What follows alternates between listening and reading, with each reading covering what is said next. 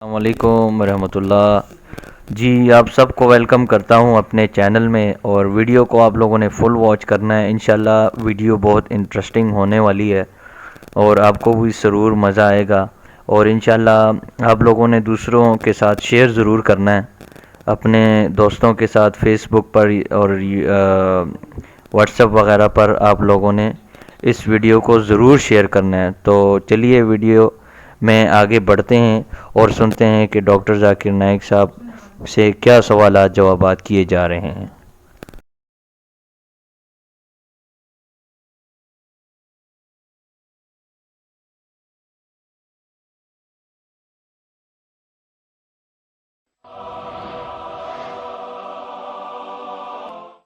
الحمدللہ والصلاة والسلام علی رسول اللہ وعلی آلہ وصحبہ اجمعین، اما بعد، اعوذ باللہ من الشیطان الرجیم، بسم اللہ الرحمن الرحیم۔ اولم یر الذین کفروا ان السماوات والارض کانتا رتقا ففتقناہما وجعلنا من الماء کل شیء ہے افلا یؤمنون۔ رب اشرح لی صدری ویسر لی امری واحلل عقدۃ من لسانی یفقہوا قولی۔ میرے محترم بزرگوں اور میرے عزیز بھائیوں اور بہنوں، السلام علیکم ورحمۃ اللہ وبرکاتہ۔ اللہ سبحانہ و تعالیٰ کی سلامتی، برکت اور رحمت آپ سب پر ہو۔ مجھے بے حد خوشی ہو رہی ہے کہ الحمدللہ 10 سال بعد میں پھر سے بھیونڈی شہر میں موجود ہوں تقریر کرنے کے لیے۔ مجھے یاد ہے کہ تقریباً 10 سال پہلے میں نے مینا ٹھاکرے ہال میں ایک تقریر کی تھی، یونیورسل بردرہڈ، عالمی بھائی چارہ، اور آج میں آپ کے سامنے اسٹیڈیم میں ہوں۔ جیسے آپ جانتے ہیں کہ میں اکثر تقریر انگریزی میں کرتا ہوں، اور 10 سال پہلے بھی انگریزی میں کی تھی۔ چند مواقع پر جب آرگنائزر اصرار کرتے ہیں کہ میں کچھ بات اردو میں کہوں تو میں کوشش کرتا ہوں میرے کمزور ہندی یا اردو میں کچھ بات کہوں۔ چونکہ میں نے تعلیم انگریزی میں حاصل کی ہے تو ظاہر ہے اس اردو یا ہندی تقریر میں کافی غلطیاں کروں گا۔ اسی لیے تقریر کے شروع میں ہی میں آپ سب سے معذرت چاہتا ہوں اور آپ سے درخواست کرتا ہوں کہ آپ میرے تقریر کے پیغام پہ توجہ دیجیے اور میری غلطیوں کو نظر انداز کیجیے۔ آج کی تقریر کا موضوع ہے قرآن اور جدید سائنس۔ اور جیسے آپ جانتے ہیں کہ جتنے سائنٹیفک ٹرمنالوجیز ہے وہ اکثر انگریزی میں ہیں، سائنس کے جتنے الفاظ اکثر انگریزی میں ہیں، اور کیونکہ میں نے سائنس بھی انگریزی میں پڑھی ہے اسی لیے اس اردو تقریر میں مجھے اور دقت ہوگی۔ اسی لیے اللہ تعالیٰ سے دعا کرتا ہوں، اور جب ہم انگریزی سائنٹیفک ٹرمنالوجیز کو اردو میں ترجمہ کرتے تو اکثر عوام اسے نہیں سمجھتی۔ مثال کے طور پہ علم حیاتیات، میں پوچھنا چاہتا ہوں کہ اس ماشاء اللہ بھرے میدان میں ہزاروں لوگ ہیں، کتنے لوگ علم حیاتیات کا مطلب جانتے ہیں؟ اپنا ہاتھ اوپر کر سکتے؟ 2% بھی نہیں۔ علم حیاتیات کا مطلب ہے بائیولوجی۔ کتنے لوگ بائیولوجی کا مطلب جانتے ہیں؟ ہاتھ اوپر کیجئے۔ بائیولوجی، بائیولوجی، ہاتھ اوپر کیجئے۔ کتنے لوگ جانتے ہیں بائیولوجی کے بارے میں؟ ماشاءاللہ اکثر لوگ۔ تو اسی لیے جب ہم انگریزی سائنٹیفک ٹرمنالوجی کا ترجمہ کرتے ہیں تو اکثر لوگ کے سر کے اوپر جاتا ہے، باؤنسر جاتا ہے۔ پھر جو اردو داں ہیں، جو ماہرین اردو زبان میں، وہ لوگ سمجھتے ہیں۔ پھر بھی میں کوشش کروں گا کہ انگریزی سائنٹیفک ٹرمنالوجی کو اردو میں ترجمہ کروں یا ہندی میں ترجمہ کروں، لیکن ظاہر ہے کافی غلطیاں ہوں گی۔ اسی لیے میں آپ سے درخواست کرتا ہوں کہ میری غلطیوں کو نظر انداز کیجیے اور میرے تقریر کے پیغام پہ توجہ دیجیے۔ جیسے میں نے کہا تھا، آج کی تقریر کا موضوع ہے قرآن اور جدید سائنس۔ قرآن اللہ سبحانہ و تعالیٰ کی آخری وحی ہے جو نازل کی گئی تھی آخری پیغمبر محمد صلی اللہ علیہ وسلم پر۔ قرآن مجید ساری کائنات کی سب سے بہترین کتاب ہے۔ قرآن مجید ساری انسانیت کے لیے ایک پیغام ہے۔ قرآن مجید اللہ سبحانہ و تعالیٰ کی آخری کتاب ہے۔ جو نازل ہوئی تھی محمد صلی اللہ علیہ وسلم پر. اگر کوئی کتاب کہتی ہے کہ وہ خدا کی طرف سے ہے تو اس کتاب پر فرض ہو جاتا ہے کہ وہ اپنے آپ کو ثابت کرے ہر دور میں اس کتاب کو ثابت کرنا ہوگا کہ وہ خدا کی طرف سے ہے. سینکڑوں سال پہلے وقت تھا، دور تھا معجزات کا، ایج آف میریکلز. الحمدللہ قرآن مجید is a miracle of miracles. قرآن مجید معجزوں کا معجزہ ہے. اس کے بعد آیا دور ادب کا، لٹریچر، پوئٹری. الحمدللہ مسلمان اور غیر مسلمان عربی داں یہ کہتے ہیں کہ عربی میں سب سے بہترین کتاب عربی ادب کے لحاظ سے وہ ہے قرآن مجید. اور اللہ سبحانہ و تعالیٰ چنوتی دیتے ہیں قرآن مجید میں. اللہ سبحانہ و تعالیٰ چیلنج کرتے ہیں سورہ بقرہ میں، سورہ نمبر 2 آیت نمبر 23 اور 24 میں. اللہ سبحانہ کہتے ہیں وَإِن كُنتُمْ فِي رَيْبٍ مِّمَّا نَزَّلْنَا عَلَىٰ عَبْدِنَا، اور اگر آپ کو شک ہے کہ ہم نے یہ کتاب نازل کی ہمارے بندے پر، اگر آپ کو شک ہے فَأْتُوا بِسُورَةٍ مِّن مِّثْلِهِ، تو آپ ایک سورہ قرآن مجید جیسی پیش کیجئے. مِن مِّثْلِهِ، ہو بہو نہیں، قرآن مجید جیسی ایک سورہ آپ پیش کیجئے. وَادْعُوا شُهَدَاءَكُم مِّن دُونِ اللَّهِ إِن كُنتُمْ صَادِقِينَ، اور بلاؤ اپنے مددگار کو اور اپنے گواہ کو اللہ کے علاوہ اگر آپ سچے ہیں. فَإِن لَّمْ تَفْعَلُوا، اور اگر آپ نہیں پیش کر سکتے، وَلَن تَفْعَلُوا، اور آپ ہرگز پیش نہیں کر سکتے، فَاتَّقُوا النَّارَ الَّتِي وَقُودُهَا النَّاسُ وَالْحِجَارَةُ أُعِدَّتْ لِلْكَافِرِينَ، تو ڈرو اس آگ سے جس کا ایندھن انسان اور پتھر ہے، جو انکار کرنے والوں کے لیے تیار کیا ہے. اللہ سبحانہ و تعالی ان دو آیتوں میں چنوتی دیتے ہیں، انسانوں کو چیلنج کرتے ہیں. یہ اس وقت دور تھا عربی ادب کا. اس وقت عربوں کو ناز تھا اپنی عربی زبان پر، اور وہ سمجھتے تھے کہ ان سے بہتر دنیا میں کوئی نہیں ہے. اس وقت اللہ سبحانہ و تعالیٰ قرآن مجید نازل کرتے ہیں اور ساری انسانیت کو چنوتی دیتے ہیں، چیلنج کرتے ہیں کہ اگر آپ کو شک ہے کہ یہ کتاب خدا کی طرف سے نہیں ہے تو آپ قرآن مجید جیسی ہو بہو نہیں، ملتی جلتی، ہو بہو تو دور کی بات ہے، ایک سورہ پیش کرو.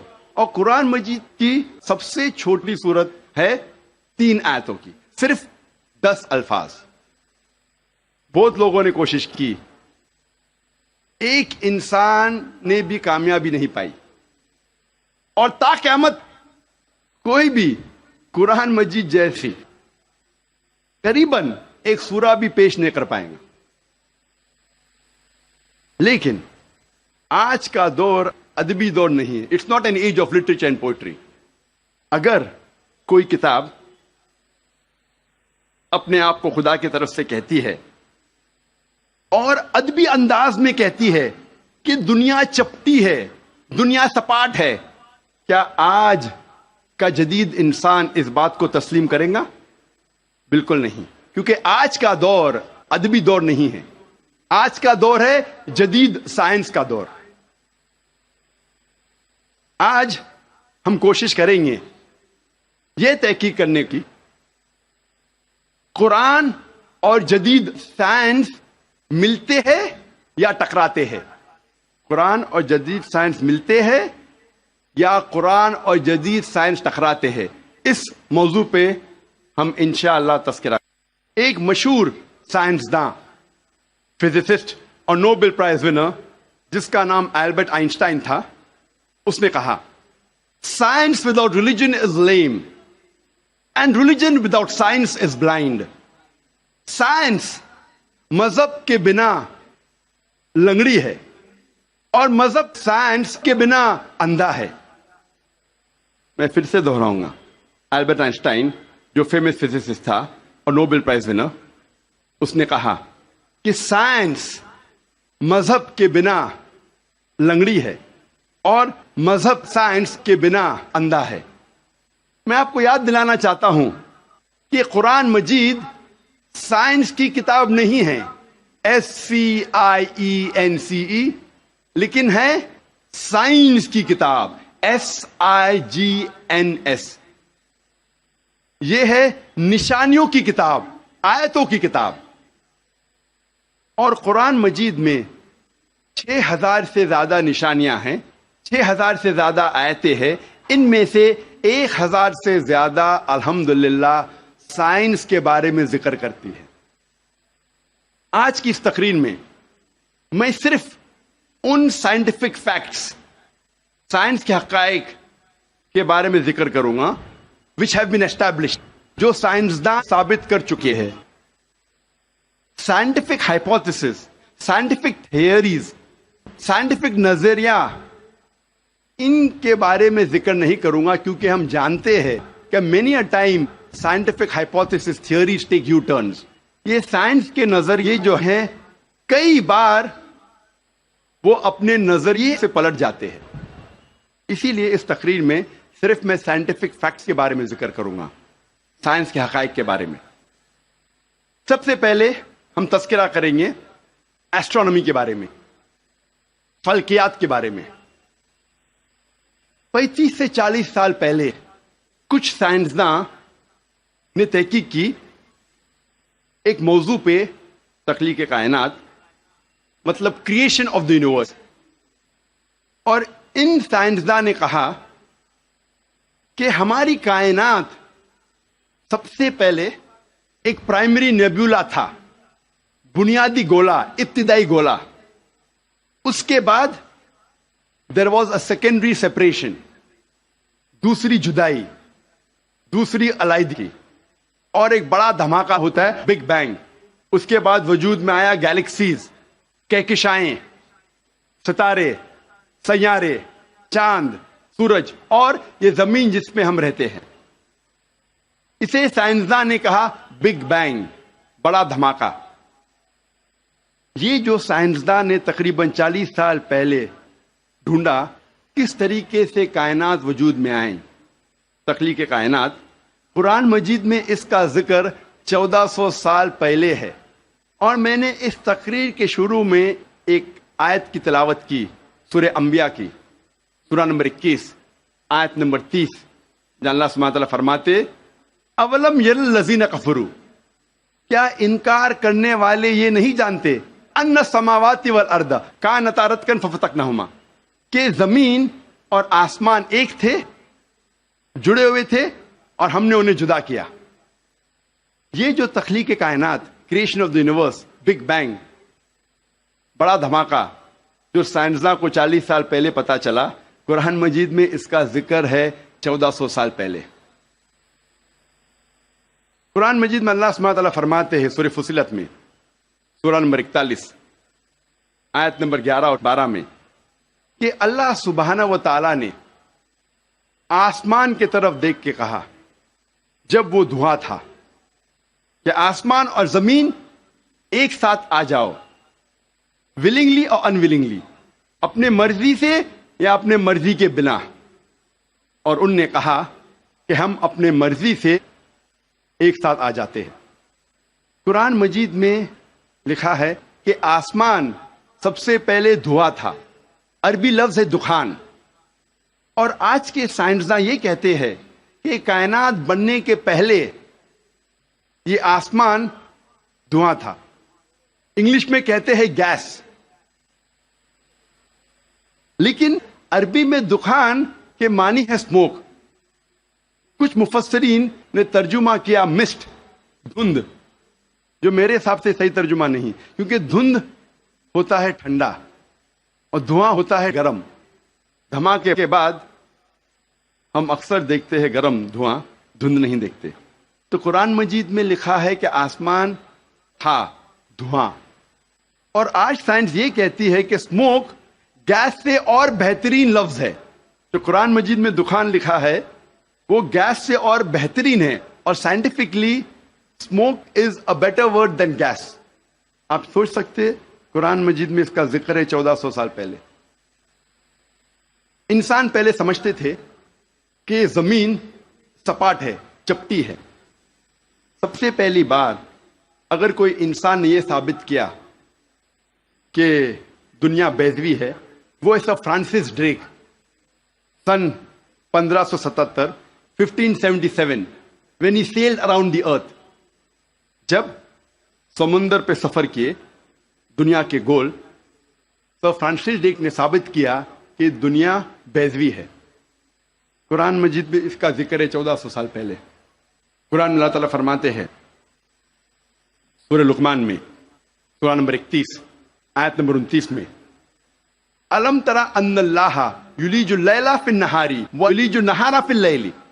اللہ سبحانہ و تعالیٰ نے رات کو دھیرے دھیرے آہستے آہستے دن میں تبدیل کیا, اور دن کو دھیرے دھیرے آہستے آہستے رات میں تبدیل کیا.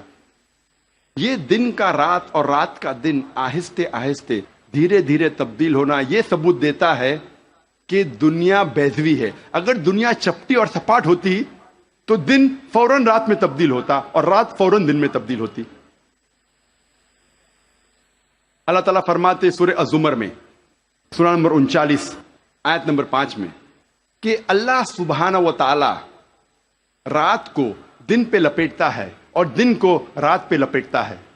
قرآن میں عربی لفظ ہے قوارہ, جس کے معنی لپیٹنا. جس طریقے سے ایک انسان پھیٹا سر پہ لپیٹتا ہے, a person coils the turban on the head, اسی طریقے سے اللہ تعالیٰ فرماتے ہیں کہ رات دن پہ لپیٹی جاتی ہے اور دن رات پہ لپیٹا جاتا ہے. یہ دن کا رات اور رات کا دن پہ لپیٹنا اسی وقت پاسبل ہے جب دنیا بیضوی ہے. اگر دنیا چپٹی اور سپاٹ ہوتی تو یہ ممکن نہ ہوتا.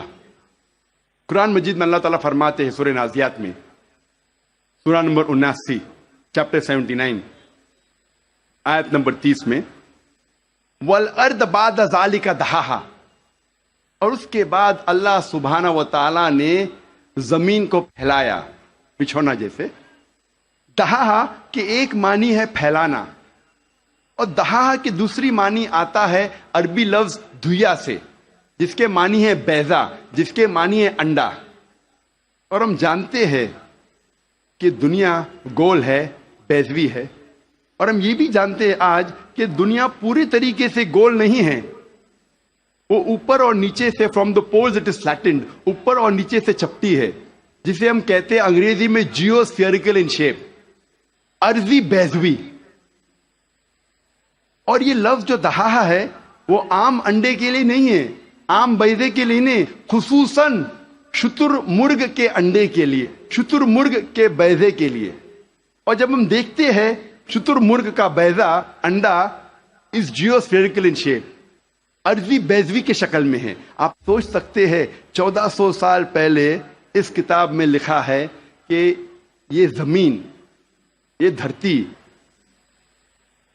اس جیو اسفیریکل ان شیپ, ارضی بیضوی شکل میں ہے. پہلے انسان یہ سوچتے تھے یہ چاندنی جو ہے, چاند کی روشنی, یہ اس کی خود کی روشنی ہے. چند صدی پہلے ہمیں پتا چلا کہ چاند کی روشنی, چاندنی اس کی خود کی روشنی نہیں ہے, یہ سورج کی لی ہوئی روشنی ہے, سورج کی منعکس شدہ ریفلیکٹڈ لائٹ ہے, بوروڈ لائٹ ہے. قرآن مجید میں اللہ سبحانہ تعالیٰ فرماتے ہیں سورہ فرقان میں سورہ نمبر 25 آیت نمبر 61 میں, اللہ سبحانہ و تعالیٰ نے آسمان میں برج رکھے, تاروں کے جھنڈ, اور اس میں رکھا سورج جس کے پاس خود کی روشنی ہے, سلگتا ہوا چراغ, اور رکھا چاند جس کی لی ہوئی روشنی ہے. قرآن میں سورج عربی میں کہا گیا ہے شمس, اور اس کی روشنی کو کہا گیا ہے سراج, وہاج اور دیا, جس کے معنی ہے سلگتا ہوا چراغ یا مشال یا دیا. تینوں کے معنی ہیں कि सूरज की रोशनी खुद की है और चांद को कहा गया है कुरान मजीद में कमर, और चांदनी को कहा गया है मुनीर या नूर। मुनीर मीन्स बोरोड लाइट, ली हुई रोशनी, या नूर मीनिंग रिफ्लेक्टेड लाइट, मुनअक्स शुदा रोशनी, रिफ्लेक्टेड लाइट। आप सोच सकते कुरान मजीद 1400 साल पहले कहता है कि ये चांदनी खुद की रोशनी नहीं है, चांद की ली हुई रोशनी है।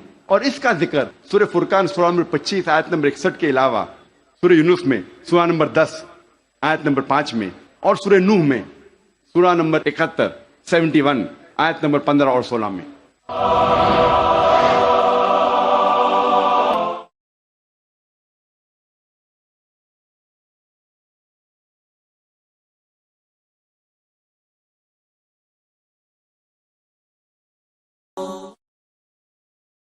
नहमदुहु व नुसल्ली अला रसूलिहिल करीम, अम्मा बाद फ़ाऊज़ु बिल्लाहि मिनश शैतानिर रजीम, बिस्मिल्लाहिर रहमानिर रहीम। वजाअ इख़्वतु यूसुफ फ़दख़लू अलैहि फ़अरफ़हुम व हुम लहू मुनकिरून। रब्बि इश्रह ली सदरी व यस्सिर ली अमरी वहलुल उक़दतम मिन लिसानी यफ़क़हू क़ौली। मोहतरम नाज़रीन इकराम, अस्सलामु अलैकुम व रहमतुल्लाहि व बरकातुहू। इल्म व हिकमत के मोती सूरह यूसुफ की रोशनी में इस मौजू पर हम सिलसिलेवार सूरह यूसुफ का मुतालिया कर रहे हैं, और अल्हम्दुलिल्लाह हमने अब तक इस सूरह मुबारका की 57 आयात मुकम्मल कर ली हैं, और इंशाअल्लाह आज हम आयत नंबर 58 से बात को आगे बढ़ाएंगे। मोहतरम नाज़रीन, पिछली मजलिस में जहाँ तक हमारी बात पहुँची थी वो ये थी कि हज़रत यूसुफ अलैहिस्सलाम खुद अपने आप को पेश किया और बादशाह से कहा कि मुझे आप ज़मीन के ख़जानों की ज़िम्मेदारी दे दें। मुराद ये है कि जो ज़राअत के मामलात हैं आप मुझे उस पर मामूर कर दें। मैं हफीज़ भी हूँ, अलीम भी हूँ। मैं जानता हूँ कि जो भी कुदरत के ये वसाइल और ये ख़जाने हैं इनकी कैसे हिफाजत की जा सकती है, और उसके बाद किस तरह से इनको बेहतर अंदाज से हासिल भी किया जा सकता है, और बेहतर अंदाज से, मुफीद अंदाज से इन्हें किस तरह से इस्तेमाल किया जा सकता है। मैं हिफाजत करने वाला भी हूँ, और अल्हम्दुलिल्लाह अल्लाह के फजल से मैं इस हवाले से इल्म भी रखता हूँ। यूँ अल्लाह ताला ने यूसुफ अलैहिस्सलाम को मिस्र में एक अहम मनसब अता कर दिया, और अब वो पूरे मिस्र में चूँकि ज़राअत के मामलात के हवाले से ज़िम्मेदार थे, तो पूरे मिस्र में जहाँ चाहते थे वो जाते थे। ये अल्लाह ताला ने उनकी नेकियों का, उनके खुलूस का, उनके इखलास का दुनिया में अजर दिया, लेकिन इरशाद हुआ कि असल अजर तो आखिरत का है उन लोगों के लिए जो ईमान लाए और जो वाकई मुत्तकी हैं और अल्लाह ताला की नाफरमानी से बचते हैं। अब इसके बाद आयत नंबर 58 में जो मंज़र हमारे सामने आ रहा है वो काफ़ी अरसे बाद का है। 7 साल खुशहाली के वो गुज़र चुके हैं, और अब खुश्क साली के 7 साल उनका आगाज़ भी हो चुका है, और बहुत दूर दूर तक कहत है, सिर्फ मिस्र में नहीं बल्कि अतराफ़ में दूर दूर तक कई इलाकों में बारिशें नहीं हो रही, फसलें पैदा नहीं हो रही, और खल्क़ खुदा अपने खुराक के हवाले से मुश्किल में गिरफ़्तार है। अब ऐसे में हज़रत यूसुफ अलैहिस्सलाम ने अपने हुस्न तदबीर से मिस्र में गल्ले को स्टोर किया हुआ है, जमा किया हुआ है। लोगों को दूर दूर से इत्तला मिलती है कि मिस्र में खुराक का ज़ख़ीरा है, और वो मिस्र में आ रहे हैं और वहाँ से कीमत अदा करके खुराक लेकर जा रहे हैं। किनान में हज़रत यूसुफ अलैहिस्सलाम के भाइयों को भी इत्तला मिलती है कि हमें मिस्र से खुराक का ज़ख़ीरा मिल सकता है, तो उनके भाई भी 10 बड़े भाई यानी सौतेले भाई वो भी मिस्र में आते हैं, और उसके बाद राशन लेने के लिए हज़रत यूसुफ अलैहिस्सलाम के पास आते हैं, क्योंकि राशन उनकी निगरानी में ही दिया जा रहा है, और ये तय है कि हर शख्स को उसके कुंबे के लिए एक ऊँट पर जितना राशन आ सकता है वो दिया जाएगा। तो अब यूसुफ अलैहिस्सलाम के भाई यूसुफ अलैहिस्सलाम के सामने हाजिर होते हैं ताकि अपने लिए भी جو 10 بھائی آئے ہیں ان کی کنبے کے لیے بھی، اپنے والد کے لیے بھی، اور اپنے چھوٹے بھائی بنیامین کے لیے بھی جو والد کے پاس ہے، ان سب کے لیے راشن لے کر جائیں۔ ارشاد ہوتا ہے وَجَاءَ إِخْوَةُ یوسف، اور آئے یوسف علیہ السلام کے بھائی، فَدَخَلُوا عَلَيْهِ، اور وہ حضرت یوسف علیہ السلام کے سامنے حاضر ہوئے، فَعَرَفَهُمْ، تو حضرت یوسف علیہ السلام تو ان کو پہچان گئے، وَهُمْ لَهُ مُنْكِرُونَ، لیکن وہ حضرت یوسف علیہ السلام کو پہچاننے والے نہیں تھے، انہیں تو احساس بھی نہیں تھا کہ ہم نے اپنے جس بھائی کو کم سنی میں کنویں میں ڈال دیا تھا، اسے اللہ تبارک و تعالی نے کیسے اونچے منصب پر پہنچا دیا ہے، لہذا وہ یوسف علیہ السلام کو پہچان نہ سکے، لیکن یوسف علیہ السلام ان کو پہچان گئے۔ لیکن دیکھیے حضرت یوسف علیہ السلام کا کتنا بڑا ظرف ہے، کتنا اعلیٰ اخلاق ہے کہ ان کے سامنے اب وہ لوگ موجود ہیں کہ جنہوں نے ان کے ساتھ ظلم کیا، انہیں اپنے گھر سے دور کیا اور اس کے بعد جا کر ایک کنویں کے اندر پھینک کر آ گئے۔ کوئی اور ہوتا تو اس کے پاس بہترین موقع تھا ایسے ظالموں سے انتقام لینے کا، لیکن یوسف علیہ السلام نے پہچان تو لیا، لیکن کسی غصے کا، کسی انتقامی جذبے کا اظہار تک نہ کیا۔ اللہ تعالی ہمیں بھی ایسا ظرف اور ایسا اعلیٰ اخلاق اور ایسی سیرت عطا فرمائے۔ اس کے بعد بھائیوں نے بتایا یوسف علیہ السلام کو کہ ہم 10 بھائی آئے ہیں، ہمیں اپنی 10 فیملیز کے لیے راشن چاہیے، لیکن ایک ہمارا چھوٹا بھائی بنیامین ہے، اس کی فیملی کے لیے بھی راشن چاہیے، ہمارے والد بوڑھے ہیں، نابینا بھی ہیں، ہمیں ان کے لیے بھی راشن چاہیے۔ تو اس کے بعد یوسف علیہ السلام نے ان کے لیے ان کی مطالبے کے مطابق، ان کی درخواست کے مطابق راشن کا اپنی نگرانی میں انتظام کرا دیا۔ آگے اسی کا ذکر آ رہا ہے، اگلی آیت نمبر 59 میں فرمایا وَلَمَّا جَهَّزَهُمْ بِجَهَازِهِمْ، تو جب حضرت یوسف علیہ السلام نے ان کے لیے ان کا سامان تیار کر دیا، یہ جہز یجہز تجہیزاً کا مطلب ہوتا ہے کسی کے لیے کچھ تیاری کرا دینا، یعنی ان کا سامان تیار کرا دیا، ان کا غلہ اونٹوں پر لدوا دیا۔ اسی سے لفظ جہیز ہے، جو کہ ہمارے ہاں یہ اصطلاح معمول ہے، اور جب گھر سے بچی رخصت ہوتی ہے تو پھر اس کو والدین کی طرف سے جہیز دیا جاتا ہے۔ جہیز کی یہ اصطلاح جس معنی میں آج ہمارے ہاں استعمال ہو رہی ہے شادی بیاہ کے حوالے سے، اس کا کوئی ذکر قرآن یا حدیث میں اس حوالے سے استعمال نہیں ہوتا۔ یہ جہیز کا دینا قرآن یا سنت سے ثابت نہیں ہے۔ عام طور پر لا علمی میں لوگ کہہ دیتے ہیں کہ نبی اکرم صلی اللہ علیہ وسلم نے اپنی بیٹی حضرت فاطمہ الزہرا کو بھی جہیز دیا تھا، اور انہیں کھجور کا بستر بھی دیا تھا، مشکیزہ بھی دیا تھا، چکی بھی دی تھی، یعنی جو بھی گھر میں استعمال کی چیزیں جہیز کے طور پر دی تھیں۔ جو لوگ یہ بات کرتے ہیں اور پھر کہتے ہیں جہیز کا دینا مسنون ہے، وہ یہ باتیں ناظرین لا علمی کی بنیاد پر کرتے ہیں، ورنہ علماء اکرام نے، مثال کے طور پر مولانا محمد منظور نعمانی ہندوستان کے بڑے جید عالم دین تھے، انہوں نے معارف الحدیث کے نام سے حدیث مبارکہ کے مجموعے مرتب کیے، تو وہ اس میں معاشرتی جو بھی ہدایات اسلام کی ہیں ان کے ذیل میں حدیث نقل کرتے ہوئے لکھتے ہیں کہ اصل پورا واقعہ یہ تھا کہ حضرت فاطمہ کا نکاح ہو رہا تھا حضرت علی سے رضی اللہ تعالی عنہما، تو نبی پاک صلی اللہ علیہ وسلم نے حضرت علی سے پوچھا تھا کہ بیٹا نکاح تو کر رہے ہو، یہ بتاؤ تمہارے پاس کچھ پیسے بھی ہیں کہ نہیں؟ انہوں نے کہا کہ میرے پاس تو کچھ بھی نہیں ہے، صرف ایک زرہ ہی ہے کہ جو میں جنگ میں استعمال کرتا ہوں۔ آپ نے کہا کہ فی الحال اسی کو بیچ دو، تو وہ زرہ ان کی فروخت کی گئی، اور فروخت سے جو قیمت حاصل ہوئی اس قیمت سے آپ صلی اللہ علیہ وسلم نے وہ ضروریات زندگی کا سامان خریدا۔ تو یہ جہیز، اس کی کوئی بھی گنجائش اسلام میں نہیں ہے۔ شادی میں اصل خوشی کس کی ہے؟ لڑکے کی ہے۔ کیوں؟ لڑکے کا گھر آباد ہو رہا ہے، اس کے گھر میں ایک فرد آ رہا ہے۔ لڑکی والوں کے لیے خوشی کا موقع نہیں ہوتا، بلکہ ان کے لیے ایک سکون کا موقع تو ہوتا ہے کہ ذمہ داری ادا ہو گئی اور بچی اپنے گھر پہ چلی گئی، لیکن جب بچی گھر سے جاتی ہے تو کیا خوشی ہوتی ہے؟ والدہ تو خاص طور پر بہت رو رہی ہوتی ہے اور بڑے اندیشے ہوتے ہیں کہ نئے گھر میں نہ جانے آگے کے معاملات کیسے چلیں گے، شوہر سے موافقت ہوگی کہ نہیں ہوگی، اسی طریقے پر ساس کے ساتھ کیا معاملہ رہے گا۔ تو اصل تو خوشی ہوتی ہے لڑکے کی، اسی لیے اسلام نے شادی کے موقع پر لڑکی والوں پر ایک پائی کے خرچے کا بوجھ نہیں ڈالا، بلکہ سارے کا سارا خرچہ اس موقع پر کس نے کرنا ہے؟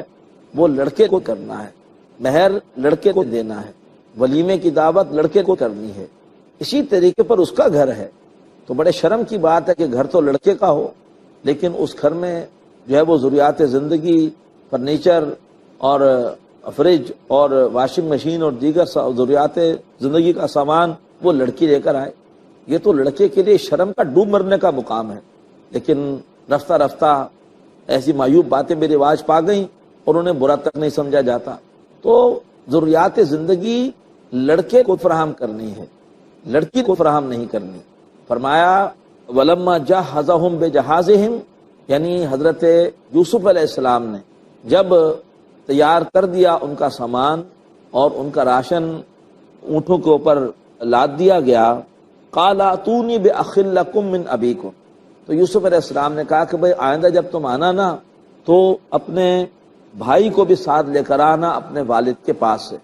فی الحال تو وہ موجود نہیں ہے، میں نے تمہاری بات پہ یقین کر لیا ہے، لیکن آئندہ میں تمہیں راشن تب دوں گا جب کہ وہ بھی ساتھ آئے گا۔ محترم ناظرین، ابھی ایک وقفہ ہے، امید ہے کہ آپ وقفے کے بعد بھی ہمارے ساتھ رہیں گے۔ محترم ناظرین، وقفے کے بعد ایک بار پھر خوش آمدید اور السلام علیکم ورحمۃ اللہ وبرکاتہ۔ علم و حکمت کے موتی سورہ یوسف کی روشنی میں اس وقت ہم سورہ یوسف کی آیت نمبر 59 کا مطالعہ کر رہے ہیں۔ حضرت یوسف علیہ السلام کے پاس ان کے بھائی راشن لینے کے لیے آئے۔ حضرت یوسف علیہ السلام نے ان کا راشن اپنے نگرانی میں سواریوں کے اوپر لدوا دیا اور اس کے بعد ان سے کہا قَالَ ائْتُونِي بِأَخٍ لَكُم مِّنْ أَبِيكُمْ، کہ دیکھنا جب تم آنا تو اپنے چھوٹے بھائی بنیامین کو بھی اپنے والد صاحب کے پاس سے لے کر آنا۔ أَلَا تَرَوْنَ أَنِّي أُوفِي الْكَيْلَ، کیا تم دیکھتے نہیں ہو کہ میں پورا ناپ کے مطابق راشن دے رہا ہوں، وَأَنَا خَيْرُ الْمُنزِلِينَ، اور میں بہترین مہمان نوازی کر رہا ہوں۔ والد صاحب تمہارے ٹھیک ہے بوڑھے ہیں، نابینا ہیں، میں ان کو لانے کا مطالبہ نہیں کر رہا، لیکن تم نے آئندہ اپنے چھوٹے بھائی کو بھی ساتھ لے کر آنا ہے تاکہ مجھے یقین آ جائے کہ واقعی تم لوگ 10 نہیں بلکہ 11 بھائی ہو، اور تبھی پھر میں تمہیں 11 بھائیوں کے لیے راشن دوں گا۔ فَإِن لَّمْ تَأْتُونِي بِهِ، اور اگر تم اپنے بھائی کو میرے پاس لے کر نہیں آئے، فَلَا كَيْلَ لَكُمْ عِندِي، تو پھر تمہارے لیے میرے پاس کوئی راشن نہیں، میں پھر تمہیں راشن کی فراہمی روک دوں گا۔ وَلَا تَقْرَبُونَ، اور تم میرے پاس مت آنا۔ یہ سخت انداز اختیار کیا کہ پھر تمہیں راشن فراہم نہیں کیا جائے گا۔ قَالُوا سَنُرَاوِدُ عَنْهُ أَبَاهُ، تو یوسف علیہ السلام کے بھائیوں نے کہا کہ ہم عنقریب اپنے والد کو اس حوالے سے آمادہ کر لیں گے کہ وہ چھوٹے بھائی بنیامین کو، جسے وہ بڑی محبت کرتے ہیں، اپنے سے جدا کر کے ہمارے ساتھ بھیج دیں۔ وَإِنَّا لَفَاعِلُونَ، اور بے شک یقیناً ہم ایسا کر لیں گے، ہم امید ہے کہ ہم آئندہ اپنے چھوٹے بھائی کو بھی ساتھ لے آئیں گے۔ اب یوسف علیہ السلام نے ایک اور عمدہ فراست کا مظاہرہ کیا، حسن تدبیر کی۔ آپ نے کیا کیا؟ وَقَالَ لِفِتْيَانِهِ اجْعَلُوا بِضَاعَتَهُمْ فِي رِحَالِهِمْ، انہوں نے اپنے خادموں سے جو کہ راشن کو ناپ کر اونٹوں پر لاد رہے تھے، ان سے کہا کہ ایسا کرو کہ جو انہوں نے قیمت دی ہے اس راشن کی وہ ان کے تھیلوں میں ڈال دو، لَعَلَّهُمْ يَعْرِفُونَهَا، تاکہ وہ اس قیمت کو جب تھیلے کھولیں اور پہچان لیں۔ اِذَا انقلبوا إِلَىٰ أَهْلِهِمْ، جب وہ اپنے گھر والوں کی طرف لوٹیں، لَعَلَّهُمْ يَرْجِعُونَ، اور امید ہے شاید کہ وہ لوٹ آئیں۔ اس کی یا تو شکل یہ ہوگی وہ سمجھیں گے کہ بھئی غلطی سے قیمت بھی واپس آ گئی ہے تو وہ امانت سمجھ کر اس قیمت کو لوٹانے کے لیے آئیں گے، اور یا پھر وہ خوش ہوں گے کہ دیکھیے کتنا اچھا سودا ہے کہ ہمیں راشن بھی دے دیا گیا اور ہم سے قیمت بھی نہیں لی گئی، ہمیں قیمت بھی لوٹا دی گئی۔ تو ممکن ہے کہ حضرت یوسف علیہ السلام نے صلہ رحمی کا مظاہرہ کیا ہو اور اپنے پاس سے اپنے بھائیوں کے راشن کی قیمت ادا کر دی ہو، اور یہ بھی ممکن ہے کہ بادشاہ نے انہیں کچھ ثوابدیدی اختیار بھی دیا ہو کہ وہ کچھ لوگوں کو بغیر قیمت کے بھی غلہ دینے کا اختیار رکھتے ہوں۔ بہرحال یوسف علیہ السلام نے اپنے فراست سے دو کام کیے۔ ایک طرف تو یہ ہے کہ بھائیوں کو سختی سے ڈرا دیا کہ اگر آئندہ تم چھوٹے بھائی کو لے کر نہیں آئے تو تمہیں راشن نہیں ملے گا، اور دوسری طرف آپ نے ان کی ادا کردہ قیمت کو واپس کر کے ایسی سبیل پیدا کر لی کہ وہ اب ضرور لوٹ کر آئیں گے۔ اب اس کے بعد منظر بدلتا ہے اور بھائی واپس کنعان پہنچ کر اپنے والد کے سامنے کھڑے ہیں۔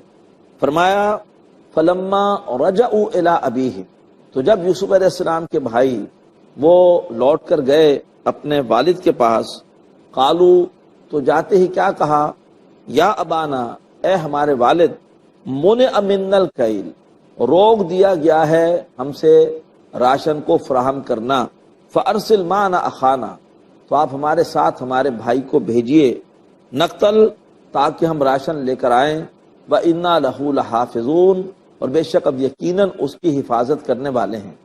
محترم ناظرین، یہاں سے بات سامنے آئی کہ اگر کوئی کام کروانا ہو تو پھر کوئی ملنے والی کامیابی کے بجائے بہتر ہے کہ کوئی آنے والے خدشے سے آگاہ کیا جائے۔ انسان خدشوں سے بہت ڈرتا ہے، تو بھائیوں نے اپنے والد کو جا کر یہ خوشخبری نہیں سنائی پہلے کہ ہمیں راشن مل گیا ہے اور ہم 11 بھائیوں کی فیملیز کے لیے بھی مل گیا ہے، آپ کے لیے بھی مل گیا ہے، بلکہ جاتے ہی اپنے ایک خدشے کا اظہار کر دیا، ایک ہنگامی صورت کا اظہار کر دیا، تاکہ اس کے حوالے سے کچھ صورتحال کی نزاکت کا احساس والد صاحب کو ہو اور وہ پھر چھوٹے بھائی بنیامین کو ان کے ساتھ بھیجنے پر تیار ہو۔ تو جب بھی کوئی بہت ضروری کام کروانا ہو تو اس میں پھر خدشات کا بیان اس کو اولین ترجیح دی جائے گی، بجائے اس کے کہ اگر کوئی کامیابی ملی ہے تو اس کا ذکر کیا جائے، تاکہ خدشات کو سامنے رکھتے ہوئے ان کے پیش نظر پھر جو کام مطلوب ہے اس کی طرف کام کرنے والا یا کام کی اجازت دینے والا وہ مائل ہو سکے۔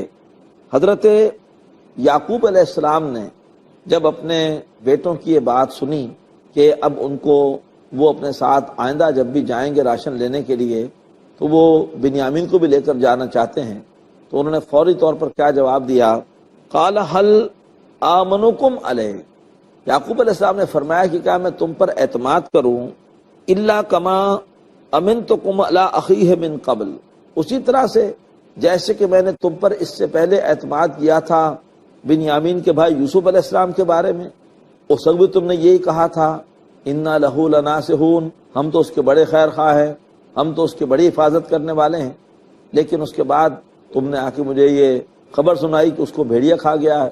تو محترم ناظرین، نقطہ یہاں پر ہمارے سامنے یہ آتا ہے کہ جھوٹ کی ایسی خباثت ہے کہ جب ایک مرتبہ ایک شخص سے جھوٹ کا تجربہ ہو جائے تو پھر آئندہ بھی اس کی باتوں پر اعتماد ختم ہو جاتا ہے۔ اللہ تبارک و تعالی ہمیں جھوٹ سے محفوظ فرمائے۔ تو گویا والد محترم کو اپنے، جیسے کہ میں نے تم پر پہلے اعتماد کیا تھا، جبکہ اس کے بھائی کے بارے میں تم بڑے دعوے کر کے اس کو لے گئے تھے، اور پھر رات کو اگر تمہیں مجھے یہ خبر سنائی تھی کہ اسے بھیڑیا کھا گیا ہے، فاللہ خیر حافظا، اور تم کیا حفاظت کرو گے میرے چھوٹے بیٹے کی، بس اللہ ہی ہے جو بہترین حفاظت کرنے والا ہے، وَهُوَ أَرْحَمُ الراحمین، اور وہ سب رحم کرنے والوں میں بڑھ کے رحم کرنے والا ہے۔ تو محترم ناظرین، یہاں یہ نقطہ بھی سمجھ میں آیا کہ اگر اولاد کوئی والد کی نافرمانی کرے یا اولاد کوئی بڑے سے بڑا جرم بھی کر لے، تب بھی اس سے قطع تعلق نہیں کرنا چاہیے، بلکہ اس کی اصلاح کی کوشش کرتے رہنے چاہیے، ورنہ اپنے بھائی کو لے جانا اور اسے والد سے دور کر دینا اور پھر آ کر جھوٹ کہہ دینا کہ اسے بھیڑیے نے کھا لیا ہے، یہ بہت بڑا جرم تھا، اور اس بنیاد پر حضرت یعقوب علیہ السلام قطع تعلق کر سکتے تھے اپنے بیٹوں سے، لیکن نہیں، انہوں نے اس موقع پر بھی اپنے بیٹوں کو نصیحت کی، ان کی اصلاح کی کوشش کی، اور ان کو بتایا کہ اللہ تعالیٰ تمام رحم کرنے والوں سے بڑھ کر رحم کرنے والا ہے، کوئی غلطی ہوئی ہے تم سے، ابھی بھی بہتر ہے کہ تم اللہ کے حضور بخشش مانگو اور اس سے رحم کی بھیک مانگو، وہ واقعی تمام رحم کرنے والوں میں سب سے بڑھ کے رحم کرنے والا ہے۔ ولما فتحوا متاعهم، اور پھر جب یوسف علیہ السلام کے بھائیوں نے اپنا سامان کھولا، اپنے تھیلوں کو کھولا، وجدوا بضاعتهم ردت الیہم، اور جو انہوں نے قیمت دی تھی راشن کی، انہوں نے اس کو دیکھا کہ وہ انہیں لوٹا دی گئی ہے، اور انہیں محسوس ہوا کہ یہ ارادے سے جان بوجھ کر لوٹائی گئی ہے، غلطی سے نہیں آ گئی۔ قالوا یا ابانا، اب انہوں نے کہا کہ اے ہمارے والد، ما نبغی، اب ہمیں اور کیا چاہیے، بتائیے، یہ تو کتنا نفع کا سودا ہے کہ راشن بھی مل گیا اور ہماری قیمت بھی لوٹا دی گئی۔ ھذہ بضاعتنا ردت الینا، دیکھیے یہ ہے وہ قیمت ہماری جو ہم نے دی تھی راشن کے لیے، یہ ہمیں لوٹا دی گئی ہے۔ ونمیر اہلنا، لہذا اب تو ہم اپنے گھر والوں کے لیے اسی طرح سے راشن لائیں گے۔ ونحفظ اخانا، اور ہم اپنے بھائی کی حفاظت کریں گے۔ ونزداد کیل بعیر، اور بھائی کے لیے ایک اضافی جو راشن ملتا ہے ہم وہ راشن اب بھی لے کر آئیں گے۔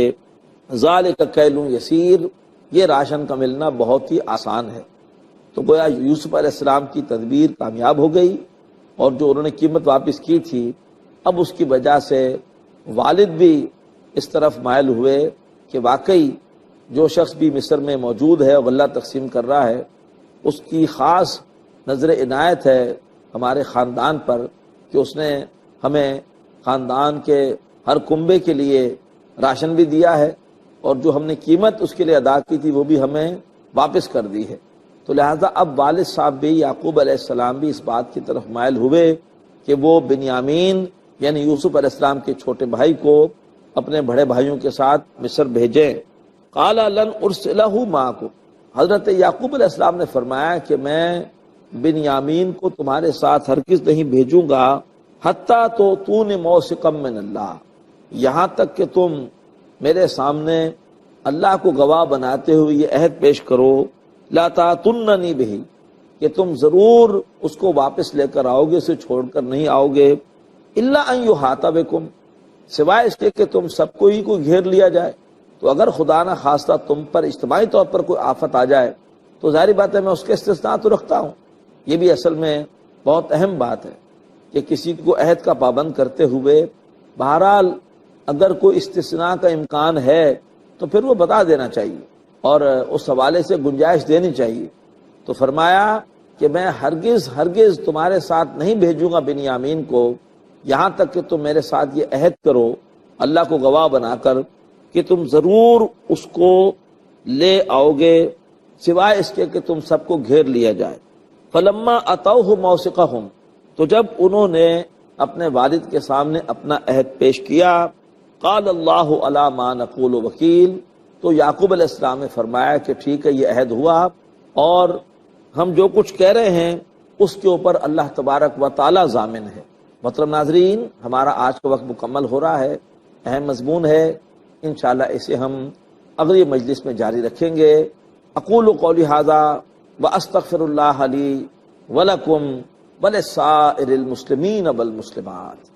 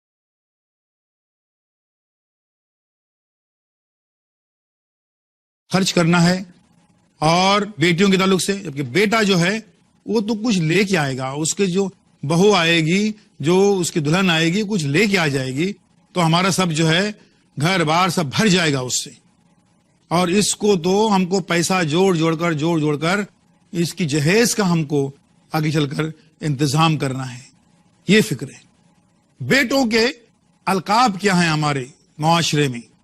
پہلا ہے خاندان کا چراغ.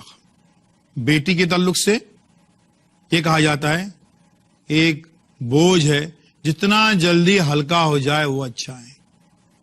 خاندان کا چراغ جب کہا جاتا ہے، اور ہم دیکھتے ہیں کہ اکثر ان چراغوں میں تیل بھی نہیں ہوتا ہے، اور اس کے باوجود ان کو جو خاندان کی شان کہا جاتا ہے. سوچنے کی بات ہے کہ خاندان کا اگر چراغ ہو سکتا ہے تو خاندان کی شمع بھی ہو سکتی.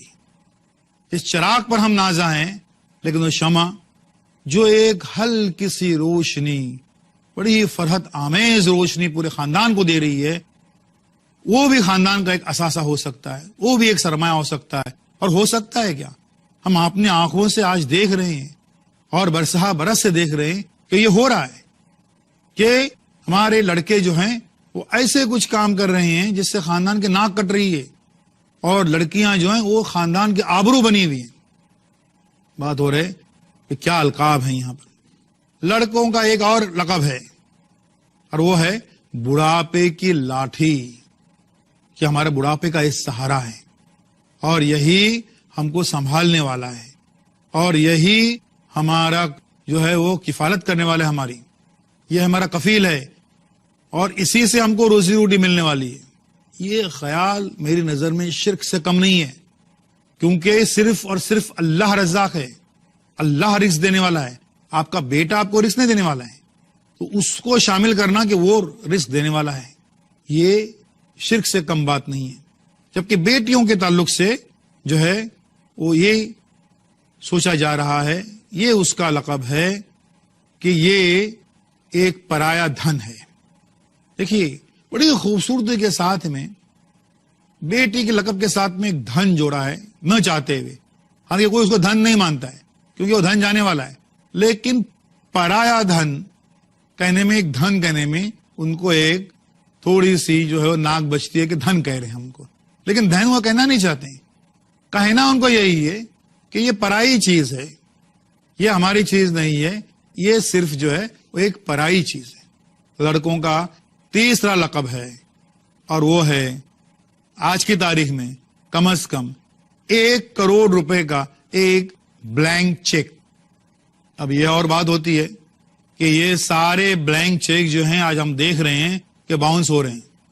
یہ چیک جو ہیں وہ کوئی کیش نہیں ہو رہے ہیں، کوئی اس کے معنی نہیں ہے، مختلف وجوہات کی بنا پر. آج ہم اس کا جائزہ لیں گے، اور تنقیدی جائزہ آج ہم اس بنا پر لیں گے، اور اس لیے لے رہے ہیں تاکہ یہ ہماری سوچ اور فکر جو ہے اس میں ہماری کچھ سدھار ہو. لڑکی کے بارے میں یہ سوچا جا رہا ہے کہ یہ کیش ہونے والا چیک ہے کسی اور کے ہاں جا کر. چیک میں فرق ہے کہ یہ بلینک چیک ہے، جتنی اماؤنٹ ہم بھر سکتے ہیں بھر دیں، اور یہ کوئی جو ہے یہ ایسی بات نہیں ہے جو ہم اپنی آنکھوں سے آج نہیں دیکھ رہے ہیں. باقاعدہ ایک ریٹ لسٹ بنی ہوئی ہے ہر اس میں کہ ڈاکٹر کے لیے جہیز اتنا ہے، وکیل کے لیے اتنا ہے، پروفیسر کے لیے اتنا ہے، آفیسر کے لیے اتنا ہے، کلرک کے لیے اتنا ہے، رکشہ ڈرائیور کے لیے اتنا ہے. باقاعدہ ہمارے یہاں پر ایک ریٹ لسٹ بنی ہوئی ہے جہیز کے تعلق سے، اور یہ بالکل روز روشن کی طرح آیا ہے. یہ جو ریٹ کارڈ ہے، یہ جو ٹیرف کارڈ ہے، اس سے پورا معاشرہ واقف ہے. اور اس وجہ سے ہم دیکھ رہے ہیں کہ کئی بن بیاہی بچیاں، انتہائی ذہین، انتہائی با کردار بچیاں جو ہیں وہ گھروں میں بیٹھی ہوئی ہیں، کیونکہ وہ جو ٹیرف کارڈ ہے، وہ جو ریٹ کارڈ ہے، ان کی شرائط جو ہیں ان کو وہ فلفل نہیں کر پا رہی ہیں. اس بنا پر وہ گھروں میں بیٹھی ہوئی ہیں، لیکن یہاں پر ان کو اور کچھ دینا ہے، اس بنا پر ان بچیوں کا حال برا ہے. یہ لڑکے اور لڑکیاں، ان کے تعلق سے معاشرے کا ہمارا رویہ کیا ہے، سلوک کیا ہے، اس کی مختلف پہلو اور اس کی مختلف باتیں ہماری جاری رہیں گی. لیکن فی الوقت ہم لیتے ہیں ایک چھوٹا سا بریک.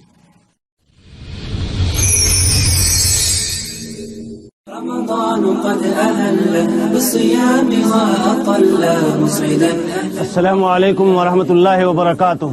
محترم ناظرین، محمد مقیم فیضی پیس ٹی وی اردو کی جانب سے ماہ مبارک رمضان کی آمد کے موقع پر سبھی حضرات کو دلی مبارکباد پیش کرتا ہے اور اللہ تعالیٰ سے دعا گو ہے کہ ہم سب کو صیام و قیام کی پوری توفیق عطا فرمائے اور ہماری ساری نیکیوں کو شرف قبولیت سے نواز دے.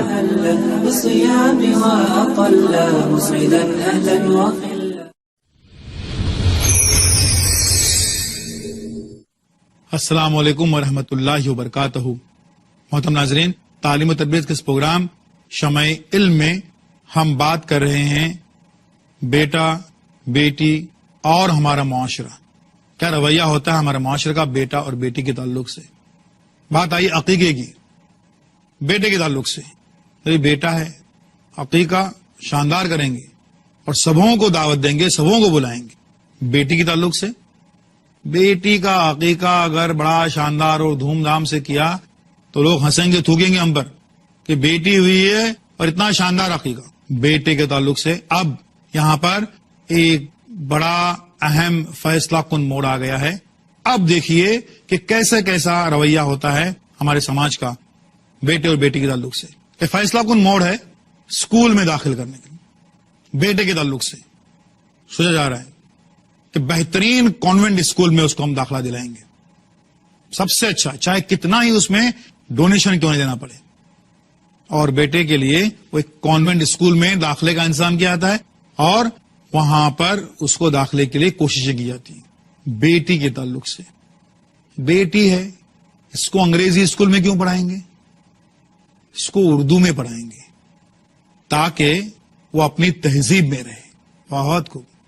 یعنی بیٹے کے لیے تہذیب و تمدن اس کی کوئی فکر نہیں ہے، لیکن بیٹی کے لیے کہ وہ تہذیب میں ہی رہے. بے شک ہماری بیٹیاں تہذیب میں ہی ہونی چاہیے، اس میں کوئی دو رائے نہیں ہے، لیکن اس کے لیے یہ کہ ہم اپنی اردو اسکول میں داخل کریں گے تو وہ تہذیب میں رہے گی. اس کے بلکہ کہیں پر تو کہ بھئی کسی میونسپلٹی کے اسکول میں داخل کریں گے، اس سے بھی کم کہ پڑھانا ہی کیوں. اس تعلق سے ہم کہنا چاہیں گے محترم ناظرین کہ لڑکیوں کا اعلیٰ تعلیم یافتہ ہونا کبھی ضروری رہا ہوگا، اب لازمی ہے، مسٹ. کیوں؟ نمبر ایک یہ کہ کبھی بھی کہیں بھی کوئی بھی جاہل اور ان پڑھ ماں آئیڈیل یا مثالی ماں ثابت نہیں ہو سکتی. وہ جب اپنی بیٹی کو سبق پلائے گی کہ بیٹی تو پڑھ، بیٹی کچھ کر، بیٹی سے کہا گا ہاں ٹھیک ہے امی جان. امی آپ نے کیا کیا؟ امی کے پاس اس کا جواب آنا چاہیے، سن بیٹی میں نے کیا کی. ہمارے یہاں پر تعلیم کا کوئی نظم نہیں تھا، میں دوسرے یہاں پر جا کر پڑھی. یہ ماں نے جو کچھ بھی کیا ہے وہ بذات خود نصیحت ہے، اس کو صبح دوپہر شام نصیحت پلانے کی ضرورت نہیں ہے. اس لیے آگے چل کر کس ماں کی بات اثر کرے گی؟ جو ماں بذات خود تعلیم یافتہ نہیں بلکہ اعلیٰ تعلیم یافتہ ہے. بیٹیوں کی تعلیم کے تعلق سے ہم یہی بتائیں کہ وہ تعلیم کا مقصد یقیناً یہ نہیں ہونا چاہیے کہ ہماری بیٹیاں جو ہیں وہ آفیسز کی رونق بنے اور اس سے صرف کماتے پھریں. کمانا اور گھر کی کفالت کرنا بہر صورت اس کے شوہر کا کام ہے اور اسی کو کرنا ہے. اس کے باوجود جو تعلیم اور علم کی بات ہو رہی ہے، سب سے پہلے بات آئے گی دینی تعلیم مکمل طور پر، کیونکہ وہی بیٹی جو ہے اسی سے اس کی نسل چلنے والی ہے، اسی سے نئی نسل آنے والی ہے، اس کو دینی تعلیم ملنے والی ہے. اگر ماں کے پاس دینی تعلیم کچھ نہ ہو تو وہ اپنے بچوں کو کس طریقے سے اس زیور سے آراستہ کر سکتی ہے؟ لگ بھگ ناممکن بات ہے. وہ تو معلوم یہ ہوا کہ اس کے لیے بہت ضروری ہے. لیکن اگر ہماری بچیاں، ہماری بیٹیاں اگر سائنس میں، ٹیکنالوجی میں، مینجمنٹ میں، اس میں بھی اگر وہ صلاحیت رکھتی ہیں اور تمام تر شرعی حدود میں رہتے ہوئے وہ اگر ترقی کرتی ہیں اس میدان میں تو اس میں کیا برائی ہے. لیکن بیٹیوں کے لیے یہ اعلیٰ تعلیم کا نظم ہمارے یہاں پر ضروری نہیں سمجھا جاتا ہے. دوسری بات جس کے لیے لڑکیوں کا اعلیٰ تعلیم یافتہ ہونا ضروری نہیں بلکہ لازمی ہے. کیوں؟ اکثر ہمارے گھروں میں کہا جاتا ہے کہاں ہماری بہو بیٹیوں کو نوکری کرنی ہے، گھر میں کیا کم ہے. ایک گھمنڈ سے کہنے والوں کی چوتھی پانچویں نے میں نے دوسری نسل کو فٹ پاتھ پر دیکھا ہے. گھر میں دولت کی ریل پیل تھی، بچی ذہین تھی، پہنتی تھی، اس کو پڑھایا نہیں گیا، وہ بیاہ دی گئی، وہ لوگ ظالم نکلے، نکمے نکلے، بچی واپس آ گئی، گھر کا ماحول بدل چکا ہے، دولت کی ریل پیل ختم ہو چکی ہے، گھر میں بہویں آ چکی ہیں، اب وہ بچی فٹ پاتھ پہ آ جاتی ہے، فٹ پاتھ پہ. اگر اس بچے کے پاس اعلیٰ تعلیم کا ہتھیار ہوتا تو نہ صرف زندگی اور زمانے کا مقابلہ کرتی، بلکہ اس لفظ پہ غور کیجئے خواتین حضرات، اس لفظ پہ غور کیجئے. میں اپنے آج کی اس بات کا سب سے قیمتی لفظ میں استعمال کرنے جا رہا ہوں کہ اگر اس بچے کے پاس اعلیٰ تعلیم کا ہتھیار ہوتا تو نہ صرف زندگی اور زمانے کا مقابلہ کرتی، بلکہ اس لفظ پہ غور کیجئے، بلکہ وہ عزت کی زندگی گزار سکتے تھے. عزت سے بڑی چیز کوئی نہیں ہے، اس پہ کوئی کمپرومائز نہیں ہے. بات ہو رہی تھی کہ لڑکوں کے تعلق سے ہم کانوینٹ اور بہترین بالکل چنیے، لیکن لڑکیوں کے ساتھ میں وہ بھید بھاؤ مت کیجیے. ہم یہ نہیں کہتے ہیں کہ اردو اسکول کوئی برے ہیں یا غیر معیاری ہیں انہیں مت ڈالیے، نہیں، لیکن آپ ضرور یہ سوچیں کہ کسی بھی میڈیم کا اسکول معیاری اسکول ہو، جہاں معیاری تعلیم ملے، اس بچے کے بھی ذہنی نشوونما کے لیے وہ کوئی رکاوٹ نہ آ جائے.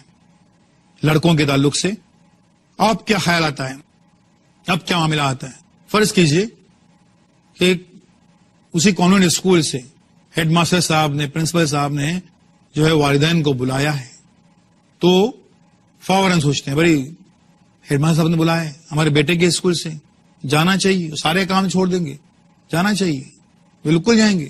اور بلایا کائے کے لیے؟ اکثر و بیشتر وہ بیٹا کتنا بدماش ہے وہ کہانی سنانے کے لیے بلایا ہوگا ہیڈ ماسٹر نے، لیکن جاتے ہیں. اب بیٹی کے لیے وہ اول آئی ہے کلاس میں، اس لیے رپورٹ لینے کے لیے ہیڈ ماسٹر نے بلایا. اول آئی ہے تو رپورٹ خود لے کے آ جائے گی، اس کے لیے ہم کائے کو جائیں گے؟ وہ تھوڑی شاباشی دیں گے اس کو سننے کے لیے، اس کی کیا ضرورت ہے؟ اول آنے کے بعد بھی ہمارے والدین کے پاس ٹائم نہیں ہے کہ ان بچیوں کے اسکولوں میں جائیں اور دیکھیں، اور جو استاد اس کی جو تعریف کر رہے ہیں اسے کم سے کم دل تو خوش کر لیں، اس کے لیے بھی ہمارے یہاں پر وقت نہیں ہے. اس تعلق سے ہم کو یہ سوچنا ہے کہ ان بچیوں کی ہمت افزائی ہم نہیں کر کے ان کے ساتھ میں کتنی ناانصافی کر رہے ہیں. بیٹے کے تعلق سے اب تھوڑا بڑا ہو گیا بیٹا، اب کیا رویہ ہے ہمارے ماں باپ کا؟ ماں کہتی ہے کہ تھوڑا بڑا ہو گیا ہے، 4 دوستوں میں اٹھا بیٹھتا ہے، اب ہم کو چاہیے کہ اس کی پاکٹ منی جو ہے وہ ہم دوگنی کر دیں. اب شروعات ہو رہی ہے، اب دیمک لگ رہی ہے اس بیٹے کے جو تعلیمی کارکردگی ہے اور جو پیش رفت ہے اس کو دیمک لگنی شروع ہوئی ہے، کیونکہ وہ دیمک کا ذریعہ جو ہے پاکٹ منی، اس کے تعلق سے والدین نے بڑا ہی پازیٹو، اپنی نظر میں بڑا ہی پازیٹو نظریہ اپنایا ہے کہ بیٹے کی جو ہے وہ پاکٹ منی اب ان کی دوگنی کرنی ہے. بیٹی کے تعلق سے اول آئی ہے تو اس میں انعام کیسا؟ ابھی اس کے جہیز کا انتظام بھی کرنا ہے، یعنی اول آنے پر بھی اس کو انعام دیں یا نہ دیں یہ سوچا جا رہا ہے، اور اس کی جہیز کا جو انتظام کرنا ہے اس کے تعلق سے بار بار اس کو بھی سنایا جا رہا ہے، اس کو بھی ٹوکا جا رہا ہے، اور دنیا بھر کے سبھی لوگوں کو جو ہے وہ بتایا جا رہا ہے کہ ہم اس کے جہیز کا انتظام کر رہے ہیں. لیکن بیٹے کی پاکٹ منی جو ہے، خرچہ جو ہے، اس کو وہ انہوں نے دگنا کر دیا ہے. اب یہ پاکٹ منی جو ہوتی ہے، آج شروعات یہیں سے ہوتی ہے کہ اسی پاکٹ منی سے وہ اپنے لیے کچھ اور راستے ڈھونڈ رہے ہیں، اور پاکٹ منی دل کھول کر دے رہے ہیں ہمارے والدین اپنے بچوں کو، اپنے بیٹوں کو، کہ وہیں سے پہلے شروعات کرتا ہے سگریٹ کی، کہ سگریٹ پینا شروع کر دے گا. بات سگریٹ کی آئی ہے تو وہ شروع کر دیتا ہے جو ان کے ابا کے سگریٹ کے پیکٹس وہاں پڑے ہوئے ہیں ان کو چرا چرا کر پینے سے. بات ہم اس لیے بتا رہے ہیں کہ جیسا ہم نے کہا تھا کہ کئی چیزیں جو ہیں وہ گھر میں ہی سیکھ رہا ہے. یہ ہمارے گھر جو ہیں وہ اسکول نہیں، کالج نہیں، وہ تو یونیورسٹیاں وہیں ساری چیزیں سیکھ رہے ہیں. پاکٹ منی کا بیجا استعمال بھی وہ وہیں پر سیکھ رہے ہیں، اور پھر وہ پاکٹ منی کئی لوگوں سے الگ، ابا سے الگ لے رہا ہے، چپکے سے دادی سے الگ لے رہا ہے، نانی سے الگ لے رہا ہے، اور کسی کو کسی کی خبر نہیں ہے، اور سب چپکے چپکے جیب میں اس کے پیسے ڈالے جا رہے ہیں، سمجھ رہے ہیں کہ اس کو جو ہے بہت لاڈ پیار کرتے ہیں، بہت چاو کر رہے ہیں، اس کے چپکے چپکے جو ہے اس کے پیسے اس کو جیب میں ڈالے جا رہے ہیں. باتیں ہو رہی تھی کہ یہ پاکٹ منی کس طریقے سے پھر اس کے کریئر کو آگے اور اس کے مستقبل کو چاٹ ڈالنے والی ایک दीमक बन जाती है वो देख लीजिए। क्योंकि बच्चे के लिए अव्वल आने के बाद भी कोई हिम्मत अफजाई का कोई इनाम उनके घरों में, कंसोलेशन प्राइज सही, वो उनके घरों में वहां पर नजर नहीं आता है। अब यहां पर देखिए थोड़ा बड़ा हो गया है, अब बेटे के ताल्लुक से क्या रवैया है? माँ कहती है अरे दोस्तों में जा रहा है और बाहर भी रहता है, अभी थोड़ा एक मोबाइल मांग रहा है, दे दो ना उसको, और फिर ये जिद करते हैं। और अक्सर इसमें यहां पर हमारी माओं का रवैया इंतहाई नेगेटिव होता है कि अगर वो उनकी जो जिद है बेटों के ताल्लुक से वो अगर पूरी नहीं होती है तो वो अपने शोहर से खफा रहती है, और खफा इस हद तक रहती है कि फिर वो पूरी कोशिश करती है कि अपने शोहर को जिस तरीके से अजियत पहुंचा सके, जिस तरीके से भी उनको ठेस पहुंचा सके वो पहुंचाए।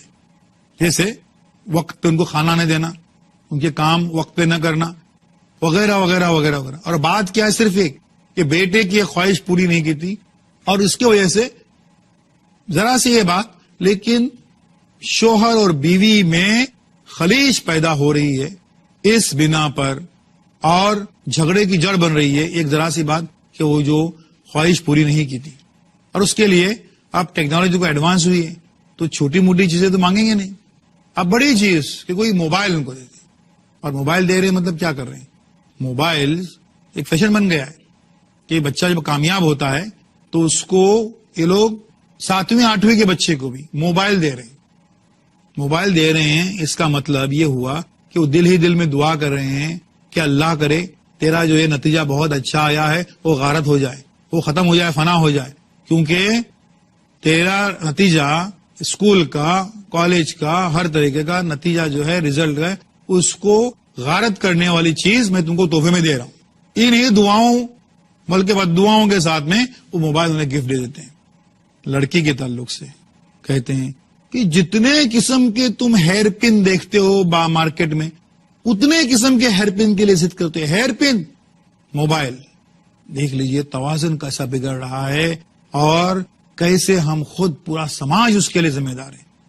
उस जरा सी चीज हेयर पिन के लिए भी उसको बार बार जो है वो टोका जा रहा है, क्योंकि हर बार शऊरी और लाशऊरी तौर पर वालिदैन के जहनों में यही बात बसी हुई है कि ये कितना भी इस पे खर्च करें वो ला हासिल है, क्योंकि इससे कुछ भी उनको हासिल होने वाला नहीं है। तो ये चीजें उनको खरीद कर बार बार देने से कुछ फायदा नहीं है। उससे बेहतर है कि हम अपने बेटों पे सरमायाकारी करें। अब ये और बात है कि ये सरमायाकारी जो है वो करने का जो ये स्टॉक एक्सचेंज है वो हर बार ग्राफ उसका नीचे आता है, हर बार वो स्टॉक एक्सचेंज है वो दिवालिया हो रहा है, हर बार पिट रहा है। और ये बात बिल्कुल जग जाहिर है कि बेटी के ऊपर सरमायाकारी थोड़ी सी भी कीजिए उसका रिजल्ट फौरन मिल रहा है। हम हरगिज ये नहीं कह रहे हैं कि बेटों के साथ आपका रवैया जो है वो मुस्बत, अच्छा और प्यार भरा नहीं होना चाहिए, लेकिन हमको इस बात पर एतराज यकीनन है कि बेटियों के साथ आपका वही रवैया क्यों नहीं रहता है, जबकि आपको वहां से नतीजा मिल रहा है, मुस्बत नतीजा मिल रहा है, बड़ी ही अपनायत और बड़ी मोहब्बत के साथ नतीजा मिल रहा है। तो आप वही एनर्जी, वही वक्त और वही अपनायत अपनी बेटियों पर क्यों खर्च नहीं कर रहे हैं, क्यों सर्फ नहीं कर रहे हैं? ख्वातीन हजरात, बेटों और बेटियों के ताल्लुक से ये बातें हमारी जारी रहेंगी। व आखिर दावाना अल्हम्दुलिल्लाह रब्बिल आलमीन।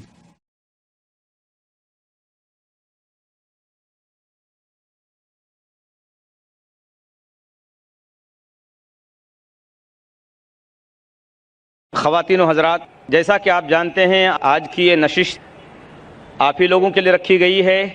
हमारे वो गैर मुस्लिम भाई और हमारी वो गैर मुस्लिम माएँ और बहनें जो इस्लाम के बारे में कोई सवालात रखती हों और एतराज़ात रखती हों वो आज कर सकती हैं।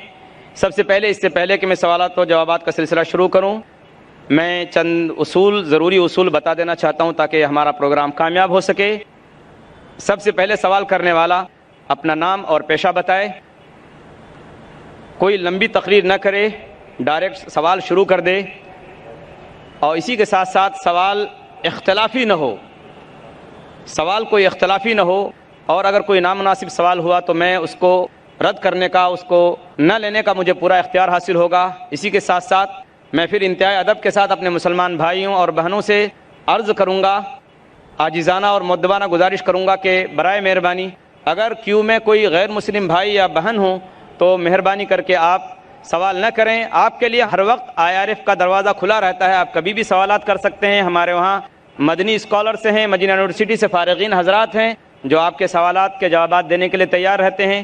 اس کے علاوہ آپ لوگ ہم لوگوں سے بھی بات چیت کرتے رہتے ہیں، اور یہاں بھی باقاعدہ اس کے لیے یہ کیا گیا ہے انتظام، اگر کوئی سوال ہو کسی مسلمان بھائی کو، کسی مسلمان بہن کو، تو وہ یہاں ادھر آ کے سوال کر سکتی ہیں۔ لیڈیز ونگ بھی ہے، اور اسی کے ساتھ ساتھ IRF کا نمبر بھی آپ لے کر IRF میں سوالات کر سکتے ہیں۔ اب میں اپنے ان غیر مسلم بھائیوں اور بہنوں کو اس سے پہلے کہ میں سوال کرنے کے لیے دعوت دوں، میں ڈاکٹر ذاکر نائک صاحب سے انتہائی ادب اور احترام کے ساتھ گزارش کروں گا کہ وہ اپنی ضروری بات مختصر انداز میں پیش فرمائیں۔ الحمدللہ والصلاة والسلام علی رسول اللہ وعلی آلہ وصحبہ اجمعین، اما بعد، اعوذ باللہ من الشیطان الرجیم، بسم اللہ الرحمن الرحیم۔ قل یا اہل الکتاب تعالوا الی کلمۃ سواء بین بینکم الا نعبد الا اللہ ولا نشرک بہ شیئا ولا یتخذ بعضنا بعضا اربابا من اللہ فإن تولوا فقولوا اشہدوا بأننا مسلمون۔ رب اشرح لی صدری ویسر لی امری وحلل عقدۃ من لسانی یفقہوا قولی۔ محترم شیخ سعود شریم، میرے محترم بزرگوں اور میرے عزیز بھائیوں اور بہنوں، اور پیس ٹی وی پہ دیکھنے والے کروڑوں ناظرین، السلام علیکم ورحمۃ اللہ وبرکاتہ۔ جیسے آپ جانتے ہیں کہ اکثر میں تقریر اور سوال جواب انگریزی میں کرتا ہوں، چند موقع پہ کوشش کرتا ہوں کبھی کبھی تقریر یا سوال جواب اردو یا ہندی میں کروں، کیونکہ میری تعلیم انگریزی میں ہوئی ہے، تو ظاہر ہے کہ آج کے سوال جواب کے سیشن میں کافی غلطیاں کروں گا، اسی لیے سوال جواب کے سیشن کے پہلے ہی میں آپ سب سے معذرت چاہتا ہوں، اور امید رکھتا ہوں کہ آپ میری ان غلطیوں کو نظر انداز کریں گے اور میرے جواب کے پیغام پہ توجہ دیں گے۔ 4 سال پہلے ہم سے درخواست کی گئی تھی کہ کم از کم ایک دن، صرف ایک پورا سیشن 3-3.5 گھنٹے کا کم از کم صرف سوال جواب کا ہونا چاہیے۔ اکثر ہماری تقریر 1-1.5 گھنٹے کی ہوتی ہے، سوال جواب 2 گھنٹے کا ہوتا ہے، پھر بھی لوگ جب کیوں میں کھڑے ہوتے، کوشش کرنے کے باوجود ہم ان کی پوری پیاس نہ بجھا سکتے، تو لگاتار 3 سال سے آج یہ 5ویں کانفرنس میں 4تھی بار ہے کہ ہم 90 دن کے آخری سیشن کو ہم نے خصوصاً ایک کھلے سوال جواب کی نشست طے کی۔ تو انشاءاللہ آج ہم کوشش کریں گے کہ زیادہ سے زیادہ سوال ہمارے غیر مسلم بھائیوں اور بہنوں سے لے، اور وقت اگر باقی ہے تو انشاءاللہ مسلمان بھائیوں اور بہنوں سے بھی لیں گے، لیکن پہلا موقع دیجیے غیر مسلم بھائیوں اور بہنوں سے ان کی جو بھی غلط فہمی ہیں اسلام کے متعلق، ہم انشاءاللہ کوشش کریں گے اسے دور کریں۔ پہلا سوال مائک نمبر 1 سے غیر مسلم بھائی جو ہیں وہ کر سکتے ہیں۔ السلام علیکم ورحمۃ اللہ وبرکاتہ۔ ذاکر بھائی، ایکچولی میں پچھلے 2 سال سے پیس ٹی وی دیکھ رہا ہوں، مجھے گھر میں ٹوٹلی بین کر دیا ہے پیس ٹی وی دیکھنے کی وجہ سے، مجھے پیس ٹی وی دیکھنے نہیں دیتے، اور میں چھپکے سے آپ کی سیڑھی بھی دیکھتا ہوں اور چھپکے سے نماز بھی پڑھتا ہوں، تو میں آج اسلام قبول کرنا چاہتا ہوں۔ میرا نام امر دبے ہے، پراپر میں سولاپور سے ہوں۔ آپ کا نام کیا ہے؟ ووڈافون نام امر دبے۔ امر دبے، یس بھائی صاحب امر دبے شولاپور سے ہے، اور کہہ رہے ہیں کہ 2 سال سے وہ پیس ٹی وی دیکھ رہے چپکے چپکے دیکھنے کا یہ حال ہے تو کھلا دیکھنے کا کیا حال ہوگا۔ اور بھائی صاحب نے کہا کہ گھر کے لوگ نے پیس ٹی وی بین کر دی ہے، پھر بھی 2 سال سے دیکھ کے میرے تقریر دیکھ کے متاثر ہو کے آج وہ اسلام قبول کرنا چاہتا ہے۔ میں آپ سے پوچھنا چاہتا ہوں کہ آپ ایک خدا ایک اللہ میں مانتے ہیں؟ ऑफ कोर्स مانتے؟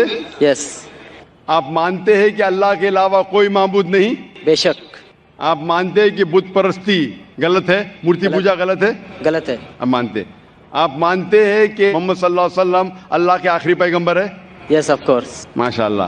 آپ کو کوئی بھی اسلام قبول کرنے کے لیے زبردستی کر رہا ہے؟ बिल्कुल नहीं آپ اپنی خود کی خواہش سے قبول کرنا چاہتے ہیں؟ यस बिल्कुल पूरे होश और आवाज में کوئی بھی دباؤ، مالی دباؤ، فزیکل پریشر؟ कुछ भी नहीं کیونکہ زبردستی کسی کو کوئی دھرم قبول کرانا اس دیش میں حرام ہے، اور اسلام میں بھی کسی کو زبردستی مسلمان بنانا غلط ہے۔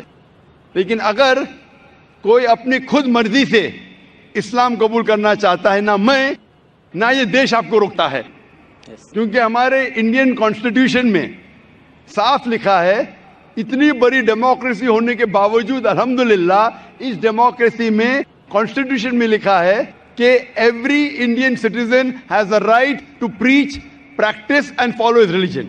مطلب کوئی بھی ناگرک ہے، کوئی بھی ہندوستانی کو حق ہے کہ اپنا من پسند دھرم کے اوپر عمل کرے اور اس کا پرچار کر سکے۔ تو اگر آپ اپنی خواہش سے قبول کرنا چاہتے تو آپ کو کوئی نہیں روک سکتا ہے، آپ پہ کوئی بھی زبردستی نہیں ہو رہی بھائی صاحب۔ कोई भी नहीं انشاءاللہ میں عربی میں کہوں گا اور آپ اس کو دہرا سکتے ہیں۔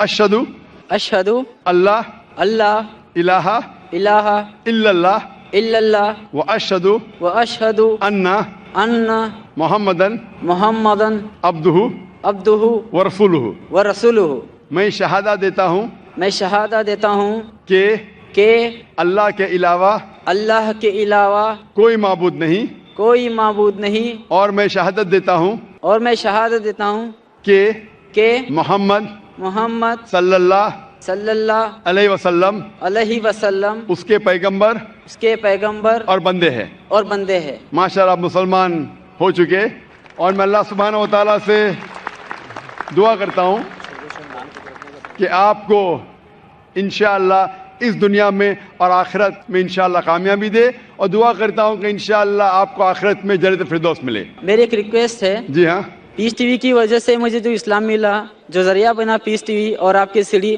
میں تمام مسلم بھائیوں سے میں اور بہنوں سے ریکویسٹ کرنا چاہوں گا کہ ذاکر بھائی کی ہر ایک سیڑھی اور ان کے بیان لوگوں تک پہنچائے، اور موبائل میں جو فالتو میں گانے کے بجائے اگر آپ کے کوئی بیان لوگوں تک پہنچائے تو ماشاءاللہ پوری دنیا اسلام قبول کرنے سے کوئی روک نہیں سکتا اس کو۔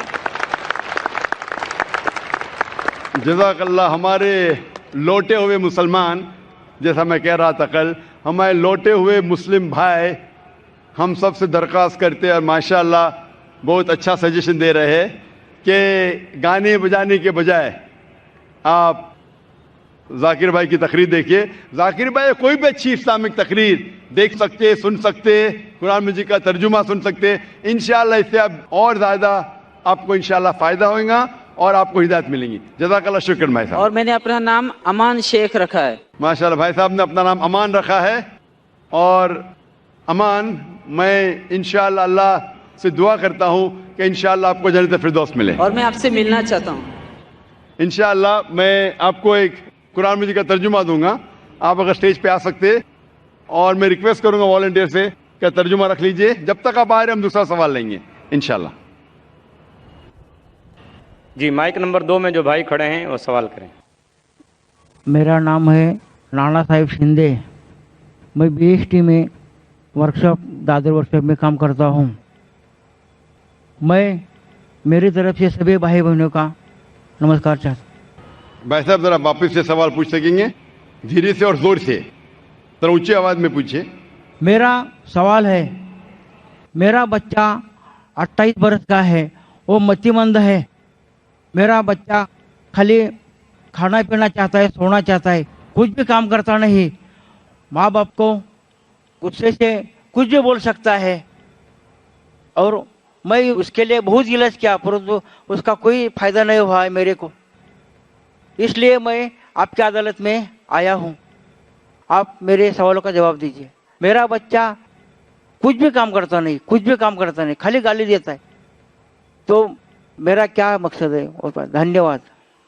بھائی صاحب نے سوال پوچھا ہے، ان کا بچہ 28 سال کا ہے اور کچھ بھی کام نہیں کرتا ہے، صرف سوتے رہتا ہے, گالی دیتا ہے, بات نہیں مانتا ہے, تو میں کیا کروں؟ آپ ان کے والد ہیں تو آپ کا فرض ہے کہ آپ اچھی سے اچھی تعلیم دیں اسے, جس طریقے سے قرآن مجید میں کہا گیا ہے کہ آپ کے بچے آپ کے لیے فتنہ ہیں, آپ کے لیے ایک امتحان ہے. تو آپ اپنے امتحان میں پورے طریقے سے سفلتا پانے کی کوشش کیجئے. آپ کو آپ کا دھرم پورا کرنا چاہیے. آپ کا جو کام ہے, آپ کا جو فرض ہے وہ پورا کیجئے. آپ بچے کی دیکھ بھال کیجئے, اسے اچھی تعلیم دیجئے اور کوشش کیجئے کہ اس کو اپنے ایشور, اپنے بھگوان, اپنے اللہ کی طرف صرف اللہ کی عبادت کرے اور کسی کی نہیں. یہ آپ کا فرض ہے.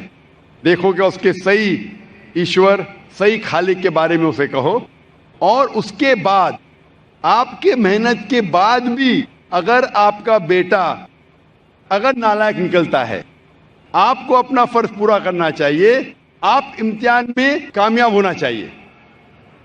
ٹیچر بچے کو پڑھاتی ہے, کلاس میں پڑھانے کے باوجود اگر بچہ فیل ہوتا ہے تو اس میں ٹیچر کی غلطی نہیں. اگر ٹیچر برابر سے نہیں پڑھاتی اور پھر بچہ فیل ہوتا ہے تو غلطی ہے ٹیچر کی. لیکن اگر ٹیچر برابر سے پڑھاتا ہے بچوں لوگ کو اور ان میں سے کچھ بچے فیل ہوتے ہیں تو غلطی ہے اس طالب علم کی, ٹیچر کی نہیں. اسی طریقے سے آپ ان کے والد ہیں, آپ اور آپ کی بیوی اسے صحیح تعلیم دینا چاہیے اس کے ایشور کے بارے میں. کیا ایشور ایک ہے؟ ایشور کے علاوہ کسی کی عبادت نہیں کرنا چاہیے اور آخری پیغمبر کو ماننا چاہیے. یہ آپ کا فرض ہے کہ آپ اسے سکھائیں. اس کے بعد اگر وہ بدتمیزی کرتا ہے, آپ کی بات نہیں مانتا ہے, آپ اپنا کام کر چکے, اس کے بعد ذمہ دار نہیں رہیں گے. آپ کو پھر بھی اس سے اچھے سے پیش آنا چاہیے کیونکہ آپ اس کے والد ہیں اور آپ کو انشاءاللہ سفلتا ملے گی زندگی میں. اور ہم دعا کرتے ہیں کہ اللہ سبحانہ و تعالی ایشور آپ کے بچے کو بھی ہدایت دے اور سمجھ دے تاکہ وہ اچھی زندگی بسر کر سکے. Hope that answers the question.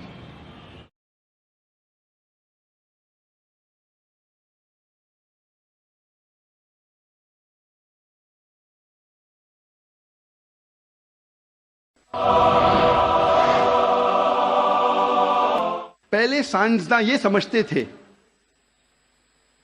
کہ زمین کائنات کا مرکز ہے اور باقی سیارے چاند اور سورج زمین کے گول گھوم رہے ہیں, چکر لگا رہے ہیں. اسے کہتے تھے تھیوری آف جیو سینٹرزم, زمین کو مرکز سمجھنے کا نظریہ. اور یہ لوگ 2 صدی سے, ٹولمی کے وقت سے مانتے تھے. 16ویں صدی تک, جب تک کوپرنیکس نے کہا کہ زمین کے گول چاند اور سیارے نہیں چکر لگا رہے ہیں لیکن سورج کے گول زمین, چاند اور باقی سیارے چکر لگا رہے ہیں, گھوم رہے ہیں. اسے کہتے تھے ہیلیو سینٹرک تھیوری, مطلب سورج کا مرکز ہونے کا نظریہ. اور سن 1609 میں ایک جرمن سائنٹسٹ جس کا نام تھا یوہنس کیپلر, اس نے لکھا اپنی کتاب میں ایسٹرونوما نووا کہ صرف سیارے اور چاند سورج کے گول گھوم نہیں رہے ہیں لیکن زمین, چاند اور سیارے, پلانٹس سورج کے گول گھومنے کے علاوہ اپنے محور پہ گردش کر رہے ہیں. They are rotating about their own axis. اور جب میں اسکول میں تھا, میں سن 1981 میں 10ویں میں تھا, جغرافی میں نے پڑھا تھا کہ زمین, چاند اور سیارے, پلانٹس وہ چکر لگا رہے ہیں, they are revolving and rotating, اور اپنے محور پہ گردش کر رہے ہیں. لیکن سورج اپنے محور پہ گردش نہیں کر رہا ہے.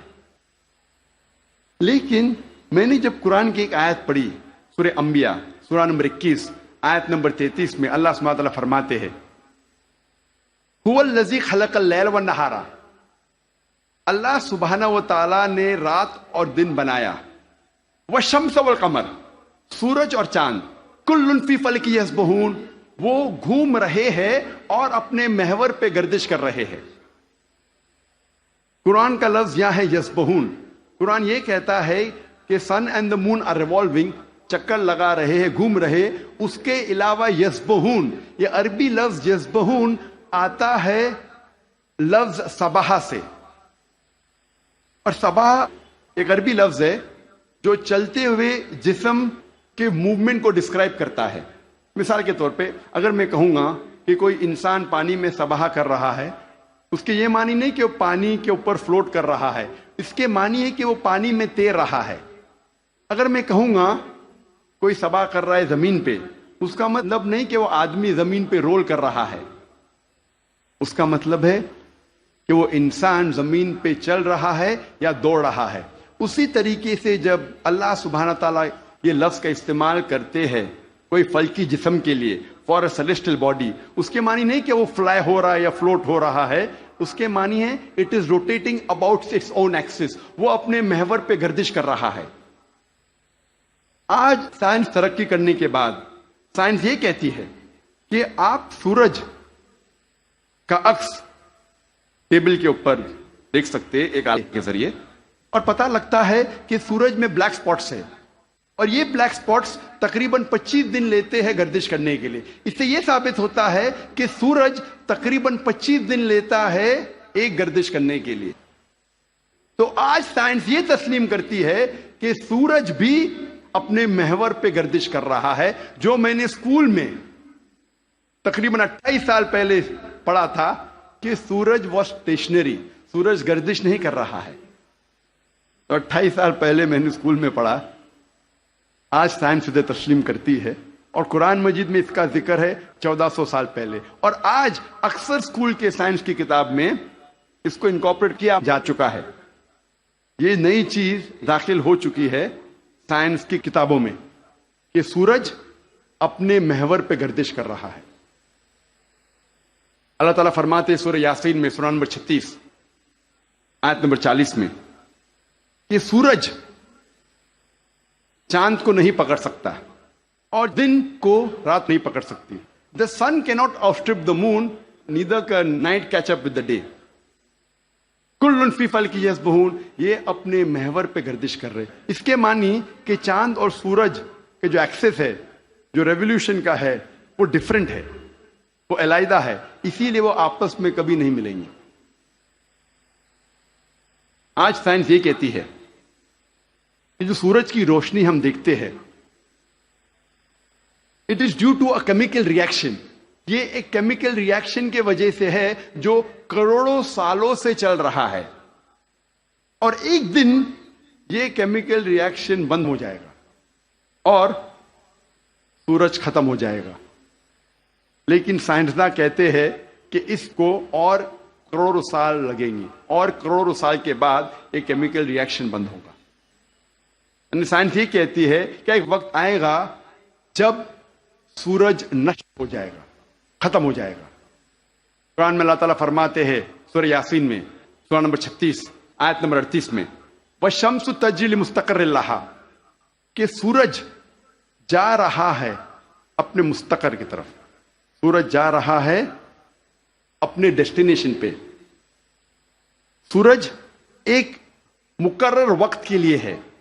مستقر کے معنی مقرر وقت اور مقرر جگہ، اس کے دو معنی ہوتے ہیں. مستقر کے معنی کہ سورج ایک مقرر وقت کے لیے ہے اور مقرر جگہ کی طرف جا رہا ہے. یہ سائنس آج تسلیم کرتی ہے کہ سورج ایک مقرر وقت کے لیے ہے. اور سائنس یہ بھی مانتی ہے کہ سورج کائنات کے ایک نقطے کی طرف جا رہا ہے جس کا نام ہے سولر اپیکس. ان دا ہرکولینز الفا لائرا 12 میل پر سیکنڈ کی رفتار پہ. قرآن میں لکھا ہے مستقر، مقرر جگہ کی طرف. سائنس کہتی ہے دونوں معنی مستقر کے، مقرر جگہ اور مقرر وقت، دونوں الحمدللہ صحیح ہے.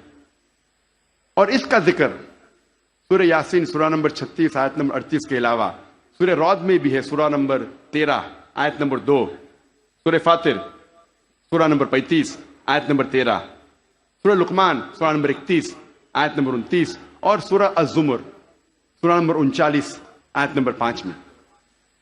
سب جگہ کہا گیا ہے کہ سورج ایک مقرر وقت کے لیے ہے، ایک مقرر جگہ کی طرف جا رہا ہے۔ آج سائنس یہ کہتی ہے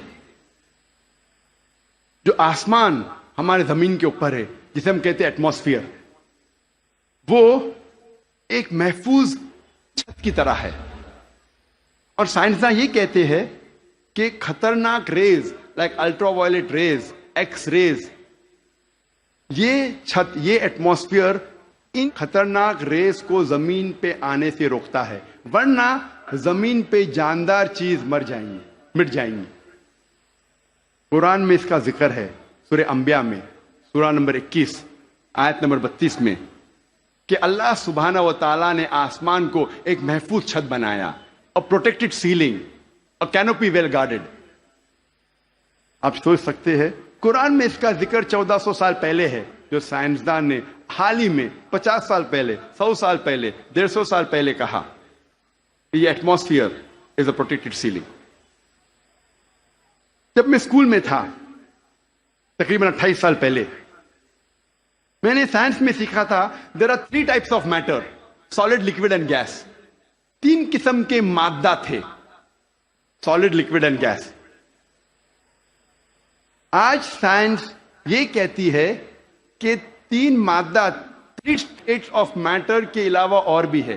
ہم پہلے یہ سمجھتے تھے کہ آرگنائز ایسٹرونومیکل سسٹمز کے باہر، آرگنائز فلکیات کے باہر خلا تھا، ویکیوم تھا۔ آج سائنس کہتی ہے کیا انٹرسٹیلر اسپیس، سیارے کے بیچ مادے کے پل ہے، برجز آف میٹر ہے، جسے آج ہم کہتے ہیں پلازما، جسے سائنسداں کہتے ہیں 4th اسٹیٹ آف میٹر، 4تھی قسم مادے کی آج سائنسداں کہتے ہیں پلازما ہے۔ قرآن میں اس کا ذکر 1400 سال پہلے ہے، سورہ فرقان میں، سورہ نمبر 25 آیت نمبر 59 میں، 59 میں، کہ اللہ سبحانہ و تعالیٰ نے زمین اور آسمان کو بنایا اور اس کے بیچ میں ساری چیزیں بنائیں۔ مطلب زمین اور آسمان کے بیچ میں ویکیوم نہیں ہے۔ آج سائنس اسے کہتی ہے مادے کے پل، برجز آف میٹر، کہتی ہے پلازما ہے، 4th اسٹیٹ آف میٹر۔ اور اس کا ذکر سورہ فرقان سورہ نمبر 25 آیت نمبر 59 کے علاوہ سورہ ہجر میں، سورہ نمبر 15 آیت نمبر 85 میں، سورہ سجدہ سورہ نمبر 32 آیت نمبر 4 میں، سورہ صفات سورہ نمبر 37 آیت نمبر 5، اور سورہ احقاف سورہ نمبر 46 آیت نمبر 3 میں کئی جگہ لکھا ہے کہ اللہ سبحانہ و تعالیٰ نے زمین اور آسمان بنائے اور اس کے بیچ میں ساری چیزیں، talking about the 4th state of matter, plasma. ایک مشہور سائنٹسٹ جس کا نام ایڈوین ہبل ہے، اس نے کہا تھا کہ کائنات پھیل رہی ہے، the universe is expanding۔ اور قرآن میں اللہ تعالیٰ فرماتے ہیں سورہ ذاریات میں، سورہ نمبر 51 آیت نمبر 47 آیت نمبر 47 میں، کہ ہم نے یہ کائنات بنائی پھیلتی ہوئی، عربی لفظ مؤسیونا، پھیلنا۔ اور آج سائنس اس کو تسلیم کرتی ہے کہ ہماری کائنات پھیل رہی ہے، our universe is expanding۔ کئی دشمن اسلام یہ کہیں گے، جو کرٹکس آف اسلام یہ کہیں گے کہ قرآن مجید میں فلکیات کا ذکر ہونا کوئی عجوبہ نہیں، نتھنگ گریٹ، کوئی بڑی بات نہیں ہے کہ قرآن مجید میں فلکیات کا ذکر ہے، کیونکہ عرب فلکیات میں ماہر تھے۔ میں اس بات کو مانتا ہوں کہ عرب فلکیات میں ماہر تھے، لیکن ان سے یہ کہنا چاہتا ہوں کہ قرآن مجید نازل ہونے کے بعد کچھ صدی بعد عرب فلکیات کے میدان میں ماہر بنے، تو قرآن مجید سے عرب نے فلکیات سیکھا، نہ کہ الٹا۔ وآخر دعوانا الحمدللہ رب العالمین۔ السلام علیکم ورحمۃ اللہ۔ جی آپ سب کو ویلکم کرتا ہوں اپنے چینل میں، اور ویڈیو کو آپ لوگوں نے فل واچ کرنا ہے۔ انشاءاللہ ویڈیو بہت انٹرسٹنگ ہونے والی ہے اور آپ کو بھی ضرور مزہ آئے گا، اور انشاءاللہ آپ لوگوں نے دوسروں کے ساتھ شیئر ضرور کرنا ہے، اپنے دوستوں کے ساتھ فیس بک پر اور واٹس ایپ وغیرہ پر آپ لوگوں نے اس ویڈیو کو ضرور شیئر کرنا ہے۔ تو چلیے ویڈیو میں آگے بڑھتے ہیں اور سنتے ہیں کہ ڈاکٹر ذاکر نائک صاحب سے کیا سوالات جوابات کیے جا رہے ہیں۔